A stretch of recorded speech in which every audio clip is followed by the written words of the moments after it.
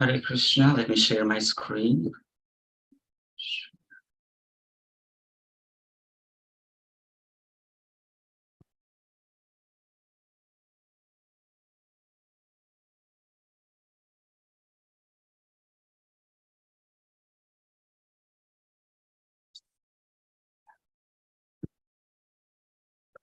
You can see my screen, right, Prabhu? Yes, Prabhu. Okay. So welcome to today's Srimad Bhagavatam session.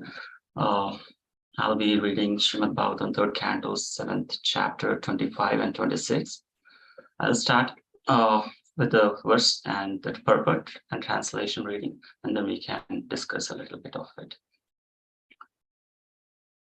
Prajapatinam sapatish chaklipekhan prajapatin sargams shaivanu sargamscha manun manvantaradipan. Word to word translation. Prajapatinam, of the demigods like Brahma and others, Saha, he, Patihi, leader, Chaklupe, decided, Khan, whomsoever, Prajapatin, fathers of the living entities, Sargan, generations, Cha, also, Eva, certainly, Anusargan, later generations, Cha, and Manun, the Manus, Manvantara Adipan, and the changes of such. Translation and purport by His Holiness Grace Srila Prabhupada Ki Jai. O learned Brahmana, please describe how the leader of all the demigods, namely the Prajapati Brahma, decided to establish the various Manus, the heads of the ages. Please describe the Manus also, and please describe the descendants of those Manus. Purport. The human race, or Manushya Sara, descends from the Manus, sons and grandsons of the Prajapati, Brahma. The descendants of Manu reside in all the different planets and rule all the universe. Text 26. Upariyadascha ye loka bhumir mitratma chasate tesam samstham pramanam cha bhurlokasya cha varnaya. Word to word. Upari, on the head, adaha, underneath, cha, also, ye, which, loka, planets, bhume, of the earth, mitra atmacha, O son of Mitra, Maitreya Muni, asate, do exist, tesham, there, samstham, situation, pramanam cha, also their measurement, bhulokasya, of the earthly planets, cha, also, varnaya, please describe. Translation. O son of Mitra, kindly describe how the planets are situated above the earth as well as underneath it. And also please mention their measurement as well as that of the earthly planets. Purport. Yasmin Vignat Sarvam Evam Vignatam Bhavati. Mundaka Upanishad 1.3. This Vedic hymn declares emphatically that the devotee of the Lord knows everything material and spiritual in relationship with the Lord. Devotees are not simply emotional, as is ill-conceived by certain less intelligent men. Their direction is practical. They know everything that is and all the details of the Lord's domination over the different creations.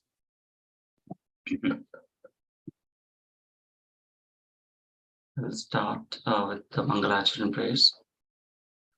Om Jnana Timirandasya Jnananjana Shalakaya Chakshurunmilitam Yena Tasmai Shri Gurave Namaha.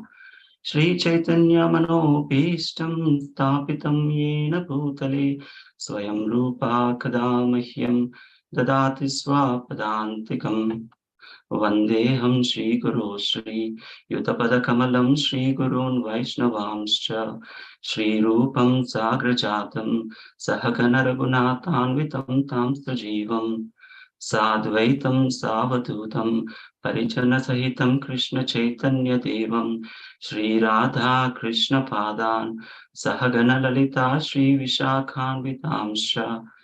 He Krishna Karuna Sindhu Dinabandhu Jagatpate Gopesha Gopika Kanta Radha Kanta Namostute Tapta Kanchana Gaurangi Radhe Vrindavaneshwari Vrishabhanu Sate Devi Pranamami Hari Priye Vancha Kalpatarubhyascha Kripa Sindhubhya eva cha Patitanam Pavanebhyo Vaishnavebhyo Namo Namaha Namam Vishnupadaya Krishna Presthaya Bhutale Srimate Bhaktivedanta Swami Nitinamane Namaste Saraswate Deve Gauravani Pracharini Nirvishesha Shunyavadi Paschatya Deshatarine Jaya Shri Krishna Chaitanya Prabhu Nityananda Shri Advaita Gadadhara Shri Vasadi Gaura Bhakta Vrinda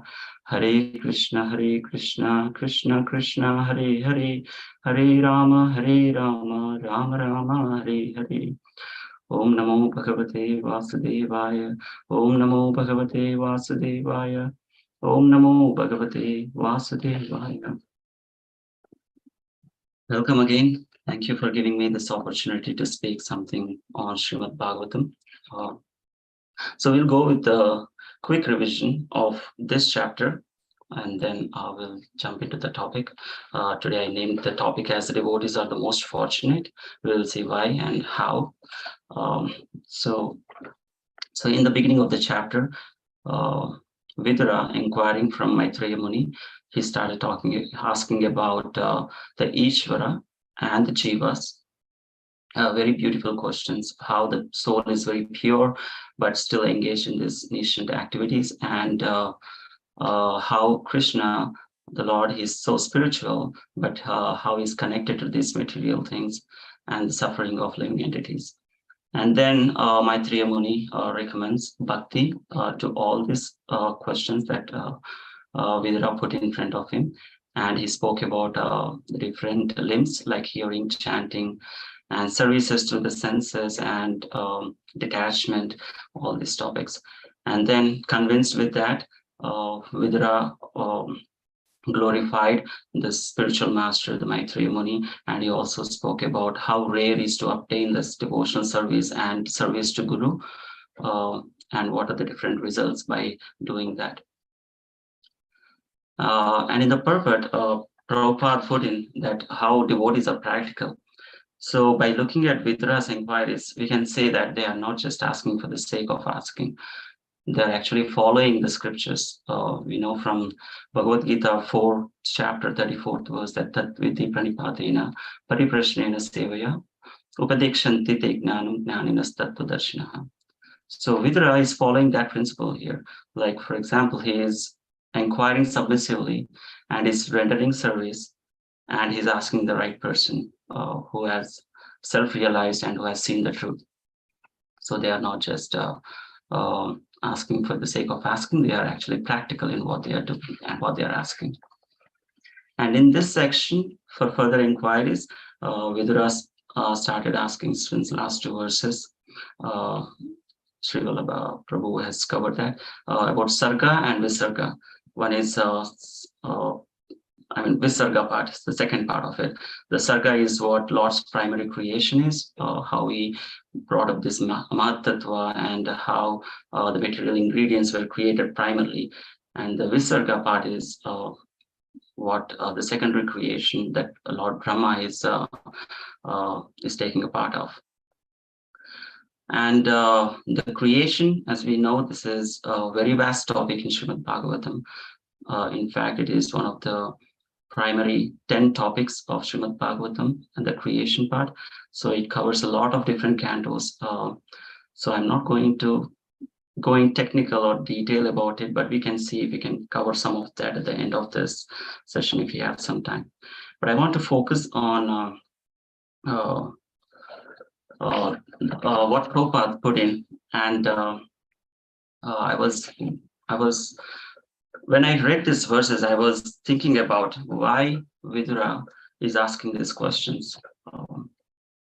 Vidura is a pure devotee, as we know, and devotees, as Prabhupada put in his purport, he says that devotees are all knowledgeable.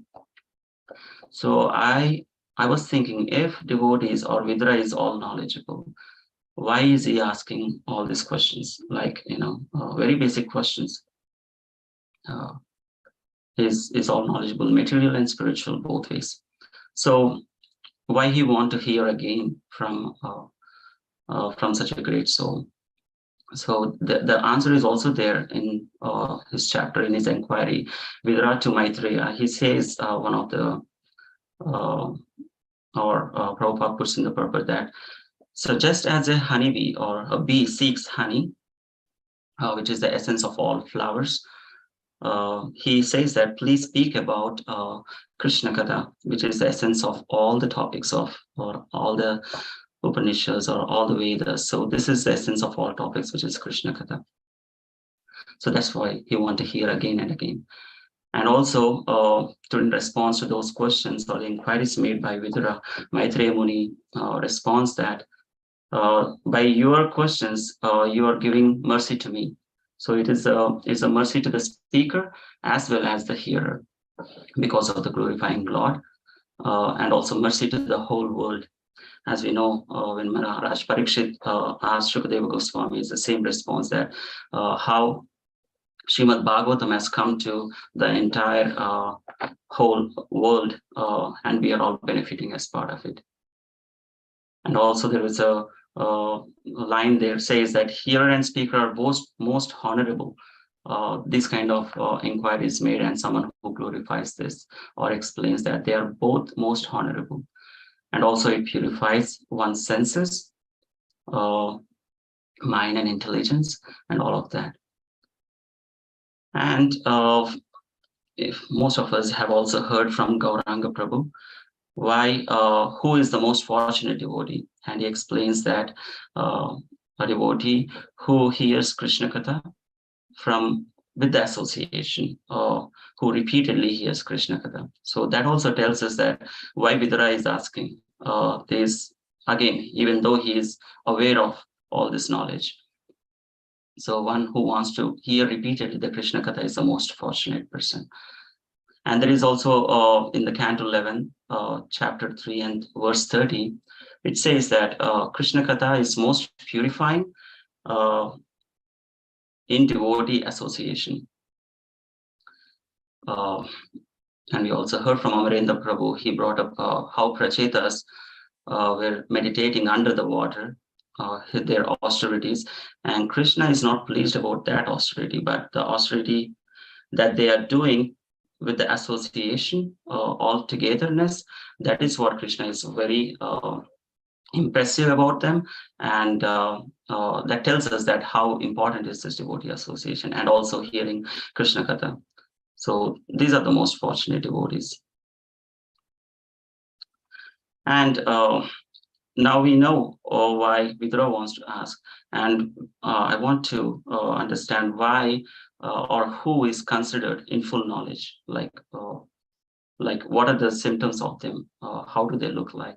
So in the Bhagavad Gita chapter 4, verse 19, Krishna says that one who is considered in full knowledge. So the answer to that is one whose every attempt or every endeavor is devoid of desire for sense gratification, and that person is in full knowledge. And we know Anukulini Krishna Anushchilanam Bhakti Uttama. So that verse where it is devoid of any material motives, and then everything is dovetailed in Krishna service. So that person is in full knowledge, and he's performing the pure devotional service. And in the later verses of the same chapter, Krishna says, what do they look like? How do they look like? What are the signs of the devotee? And some of them says that devotee or that person doesn't consider any gains which are not coming out of its own accord. So it doesn't pull any additional efforts to get those gains. And those persons are not envious. They are ever satisfied. They are detached. They have sense control and control of mind and intelligence. They give up false proprietorship. They are free from duality, and they are steady in both success and failures. So these are considered to be in the full knowledge. And in the purport, Prabhupada says that they are not emotional and their direction is practical. I was hearing from His Grace Mahatma Das in one of the topics why Prabhupada says that devotees are not emotional. What he says about being emotional and what it means. So Prabhupada says that one should not feel emotional, as it's in the purport says, but one shouldn't feel it is also a siddhanta. What does it mean? So if it is in the scriptures, then you can feel emotional. Otherwise, it is purely sentimental. So if something which is not in scriptures is, and you're trying to do something about it, then it is sentimental. How we can understand that? Take an example of Draupadi. When Ashwatthama killed there's 5 sons, and also coming to kill to release Brahmastra to kill the last son of the Kuru dynasty, Parikshit Maharaj. Draupadi was what happened later. Arjuna and Krishna, they brought him, tied with him the ropes, and then he brought him in front of Draupadi. But Draupadi was not emotional there. She was emotional, she was emotional, but as per the scripture says that she gave several reasons that he is the son of spiritual master. In other words, if there is no spiritual master, because Dronacharya already passed away, so he is equal. So one should not kill a son of a Brahmana. So she gave that, and she also felt like how a motherly feeling comes up. What the Krupi, the mother of Ashwatthama, feels like if a son is killed, because she also lost her son. So her motherly feeling, she was very gentle. So these are the reasons. So devotees can be emotional, but at the same time, they are not sentimental, as long as they are following or it is in line with the scriptures. And we know Prabhupada also showed a lot of emotions. That's what Mahatma Das Prabhu was saying. He cried sometimes. He was showing a lot of emotions to his spiritual master. He was very affectionate to his disciples, and he was joking, he was smiling, and it's not at all afraid of expressing emotions. So everyone can be emotional. It is a good. He also said that some people think that emotions are Maya. We should not feel emotional. Without emotion, how we can perform bhakti to Krishna. So it is very important to be emotional as well. And within the same purport, it was mentioned that their direction was practical. They know everything about the Lord's domination over the different creations. When we say practical, I was meditating what is meant by practical. From His Grace Amarendra Prabhu's class, it was very nicely explained, a couple of examples. How Srila Prabhupada, when a devotee went to receive Srila Prabhupada for the first time, he's a neophyte devotee, and he doesn't even know how Prabhupada looks like, and was waiting, and there was a beautiful hostess coming out of first, and then he was keep watching her until she goes. And as soon as he turns, there Prabhupada is looking into face to face. And he was very stunned, he doesn't know what to say. And Prabhupada was saying, if the spark is so beautiful, then how beautiful can be the source? So that kind of practicality that Prabhupada brought up for all of us, to give us such kind of knowledge. So it is not something material. He's looking everything in eyes of spirituality. So that is how they do. And also another example that he gave is his Guru Maharaj. When he was traveling in London, he saw that the roads are looking very red, and because of the sunrise, and he compares that to entering into the mouth of Agasura, which Agasura's mouth is also so red, the tongue is also red. So he was comparing to that. So all these great souls, they are very practical. They are not just reading Bhagavatam, as he also says that study Bhagavatam. It's not you understand each verse, see what is hidden behind it, and then put it into practice. And Prabhupada also says that when you're reading verses, that you should not just read the verses, you should remember, memorize those verses, especially the key verses, so that it will be helpful. You should be able to quote who gave it, what is the canto, what is the chapter, what is the verse number, so that when we preach to somebody, they feel confident and they feel faith, they can trust what the scripture says about. Uh, so so these are the devotees, and I was reading how the devotees can approach Krishna. What kind of devotees can approach Krishna to understand this kind of knowledge? So there was a verse in Canto, same in Kunti's prayers, right after how Kunti prays for this calamities, that she wants to experience these calamities again and again. So as we are talking about the creation, Brahma is creating this world, and this world is, as we all know, it's Dukhalaya Shashvatam. So that means it's full of miseries. And I was hearing one of the daily course from Sri Chaitanya Charandas Prabhu.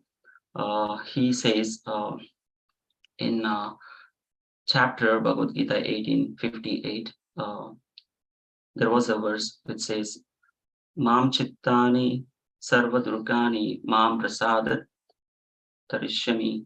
So he says that one who can overcome these miseries in this material world. So he says that Mam chittani, one who is fully conscious of me or Krishna. Krishna says this to Arjuna, one who is fully conscious of Krishna and can overcome these obstacles, and also by his mercy, by the grace of Mahaprasad, by the grace of the Lord. So these calamities are always there. And on another extreme, on the Kunti prayers, how Kunti prays that Vishadat tu Sakshat, Vishada Santu, there is some verse which says, let these calamities come again and again, so that we can see you again and again. And we know what kind of all calamities that they went through. But still, Kunti was praying that let all these calamities come again for us, because we see you in each and every calamity that you help. Seeing humans, getting away from this entanglement of birth and death. So that is how she prayed. And also there is a verse, the next verse, that talks about who can approach Krishna. Mother Kunti talks about it, that the verse says, chapter 8:26 of first canto, there are four things that one cannot approach, because the four things are the material things, which is Janma, Aishwarya, Shruta, Shrivi. Janma is of high parentage, and Aishwarya is full of opulence or seeking wealth, and Shruta is high education, and Shrivi, which is full of beauty. So devotees cannot approach with these things, with any of these things, one of those things. So who can approach them? She mentions that Tvama Kinchana Gocharam, one who is materially exhausted can go to Krishna with sincere feeling and pray, and then they can approach Krishna. And also in next verse, she mentions Namo Kinchana Vittaya, that means, oh Lord, you are the property of the impoverished, materially impoverished. So those kind of people can attain Krishna easily, or can easily approach. And in the purport, Prabhupada mentions that he compares that this material opulences or material things is compared, just like our material covering of the soul, he compares that to a fever of an unhealthy body. So one doesn't want to aggravate the fever, one wants to reduce his fever. Similarly, one as a devotee, we should try to get rid of these material things away from us, and that is what Krishna likes. And Krishna, we can approach Krishna.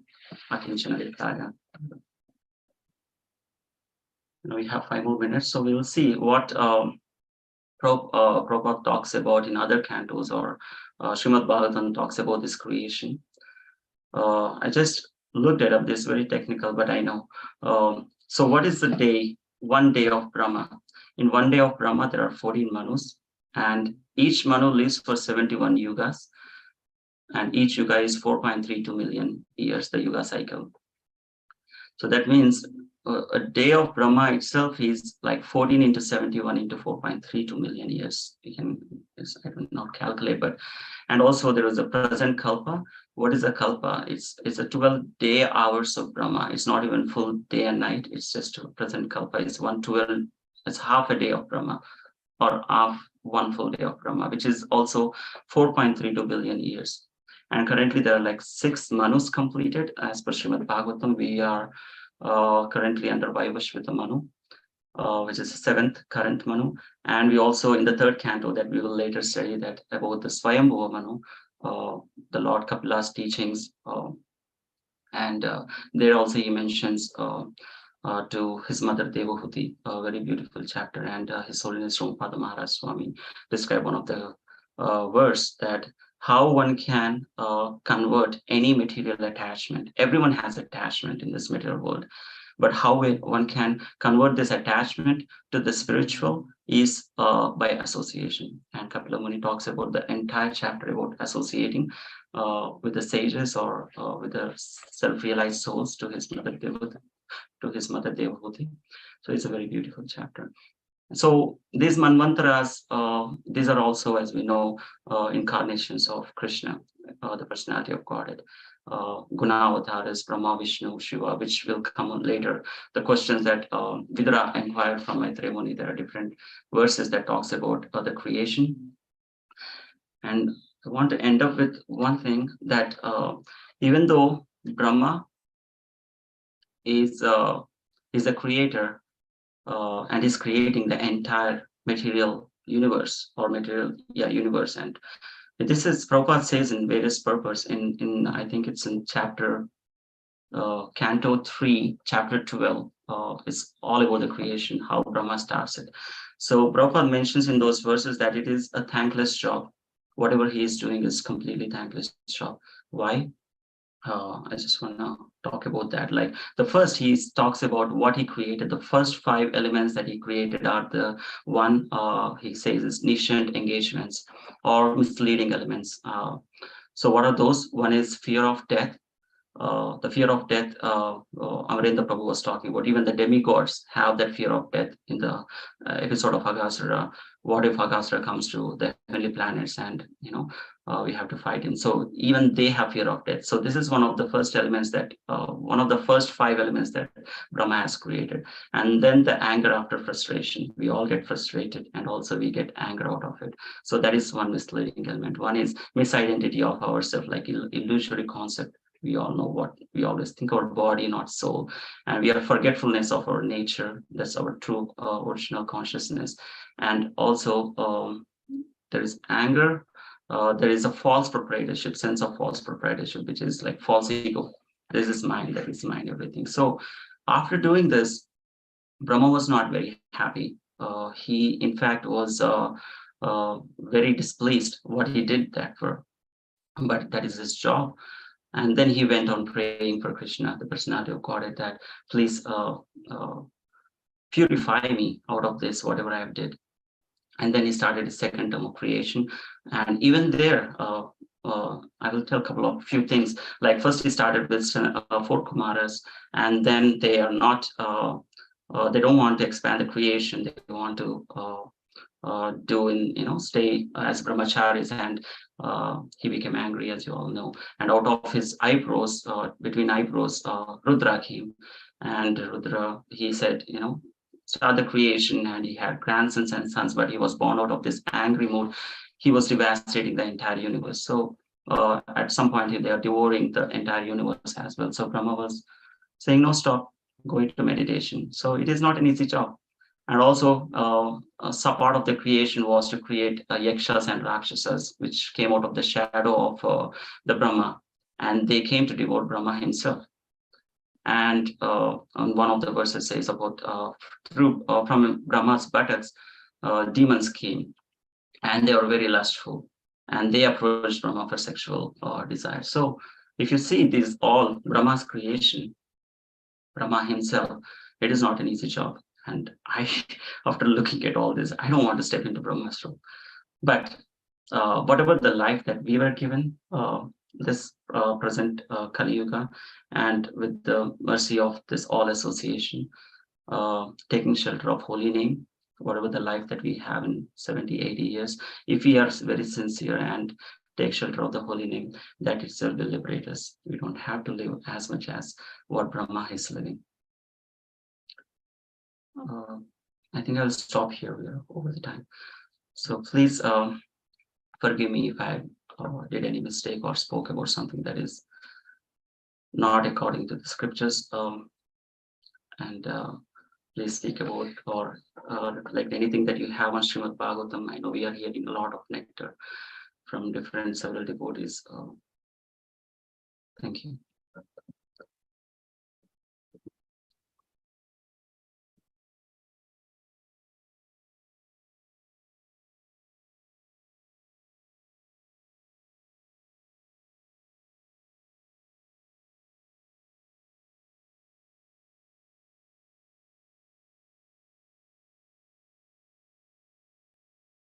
Hare Krishna, Prabhu.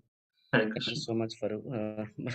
I mean, I think you connected a lot of points from Amarendra Prabhu's class, and um, yeah, I mean, how. I mean, I was just thinking. I mean, the fortunate part of it, right? So your title, the class is about. I mean, how who are fortunate, and then how devotees are fortunate. I think one of years Krishna Gada, I think very nicely connected. So I was Oh here. yeah. Yeah. So yesterday, Yamuna Javan was sharing about the significance of. I mean, of course, I mean some statistics he was sharing. Mm. So actually, I mean, I don't remember the numbers. Maybe he will give one class. Actually, he said he will do it. He was doing in Gita Nagar, I think, for children about the distance between the. I mean, the reason I'm saying the statistics is about uh, these scriptures, right? I mean, it just stuck to me because yesterday also we were talking about. Uh, I mean the in the Srimad Bhagavatam, right? Whatever messages that are coming, I mean how